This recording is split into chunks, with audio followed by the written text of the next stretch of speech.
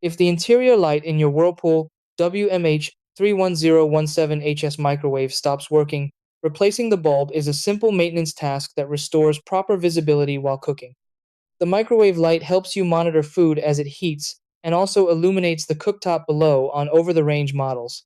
Over time, the bulb can burn out due to regular use or heat exposure. Fortunately, Whirlpool designed this microwave so the light bulb can be replaced quickly with just a screwdriver and the correct replacement bulb. Try these. Step 1. Turn off the microwave and unplug it, or switch off the circuit breaker for safety. Step 2.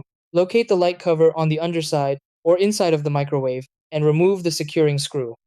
Step 3. Carefully remove the cover and take out the old light bulb by turning it counterclockwise. Step 4. Install the new compatible microwave bulb and tighten it gently into the socket. Step 5. Reattach the cover, restore power, and test the microwave to confirm the light works properly.